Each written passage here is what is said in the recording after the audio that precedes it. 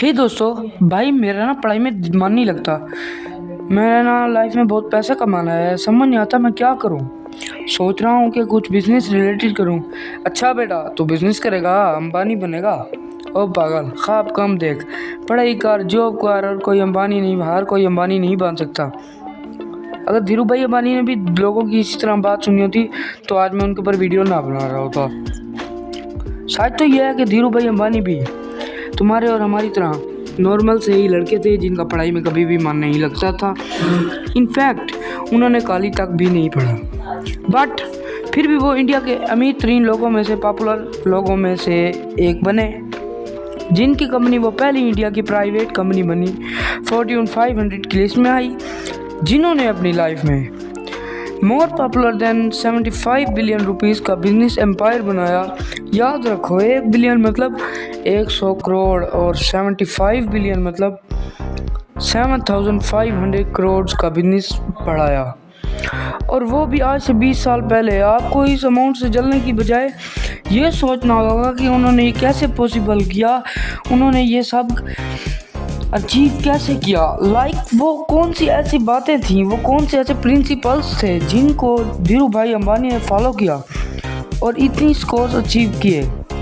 अब कुछ लोग ये नेगेटिव लोग सोचेंगे कि अबे भाई करना क्या, यही 2 नंबर का काम करके आगे बढ़ा हुआ और क्या। तो इनको मैं जो है ये कहूँगा कि नेगेटिव पर फोकस करोगे तो आपको हर इंसान में कोई ना कोई गलती मिल ही जाएगी, लेकिन अगर आप पॉजिटिव पर फोकस करोगे तो लोगों की अच्छी बातों से आपको कुछ सीखने को मिलेगा और आप आगे बढ़ोगे।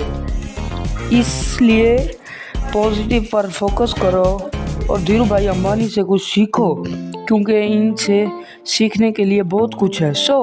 आज मैं इनकी खुद से लिखी गई किताब से कुछ टॉपिक 5 लेसन्स, आपको टॉप 5 लेसन्स आपके साथ शेयर करूंगा, जिसकी वजह से धीरू भाई अंबानी ने ये पॉसिबल किया और जिसे फॉलो करके हम भी इनकी तरह बहुत कुछ बढ़ा सकते हैं। Now let's begin.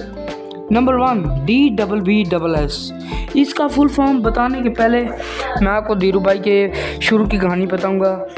धीरू भाई वैसे तो एक स्कूल टीचर के बेटे थे। जैसे कि मैंने आपको पहले बताया कि धीरू भाई आम लड़कों की तरह नॉर्मल से ही स्टूडेंट थे जिनका पढ़ाई में कभी मन नहीं लगता था। बट इसका ये मतलब नहीं था कि उनको लाइफ में कुछ करना नहीं है, वो करना नहीं चाहते थे। मतलब इसका यह मतलब नहीं था कि वो लाइफ में कुछ करना नहीं चाहते, लेकिन उन्होंने अपनी माँ से कहा था कि माँ, मैं एक दिन बहुत पैसा कमाऊँगा। इनका घर ठीक ही चल रहा था, बट पैसे की प्रॉब्लम थोड़ी बहुत रहती थी, जो इनको पसंद ही नहीं थी। इसलिए हमेशा पैसे कमाने का ही सोचते रहते थे। एक बार उन्होंने अपने पास के ही दुकान से एक ग्राउंड ऑयल का डब्बा लिया और उन्होंने वो रास्ते पे ही बैठ कर बेचा और उससे उनको कुछ प्रॉफिट मिला और वो प्रॉफिट उन्होंने अपनी माँ के हाथ में जाकर दिया। इन्हें बिज़नेस करने की वैल्यू बचपन से ही समझ आ गई थी। इसके बाद 12-13 साल की उम्र में वो पकौड़े का बिज़नेस करते थे। फिर अराउंड 17 साल की उम्र में उन्हें यमन कंट्री जाने की ऑफ़र मिली। और पैसे कमाने की उम्मीद से वो यमन कंट्री चले गए। उन्होंने वहाँ पेट्रोल पंप पर भी काम किया और कुछ लोग कहते हैं कि वो एज अ क्लर्क भी काम करते रहे, जिसकी उन्हें अच्छे पैसे मिलते थे इंडिया के हिसाब से। बट सिचुएशन कुछ इस तरह की थी कि उन्हें इंडिया वापस आना पड़ा। इनकी लाइफ का ये बहुत बड़ा टर्निंग पॉइंट था, साबित हुआ, क्योंकि अब वो इन ख्वाबों के पीछे जाने लगे जो वो बचपन से देखते आ रहे थे। नाउ ये स्टोरी आपको क्या सीखना है। स्टोरी से आपको सीखना यह है कि DBBSS मतलब dream big but start small. देखो, ज़्यादातर लोग 2 में से एक कैटेगरी में आते हैं। नंबर 1, जो कभी कुछ बड़ा सोचते हैं, कुछ बड़ा सोचते ही नहीं हैं, क्योंकि बस वो यही सोचते हैं जॉब, ये जॉब, पढ़ाई, मौत, बस और कुछ नहीं। जबकि दूसरी जगहों पर कुछ ऐसे लोग होते हैं जो बस बड़े बड़े ही सपने देखते रहते हैं और कुछ कर नहीं पाते। मैं ये करूँगा, मैं वो करूँगा, लेकिन एक्चुअल में वो कभी कुछ नहीं बढ़ा सकते।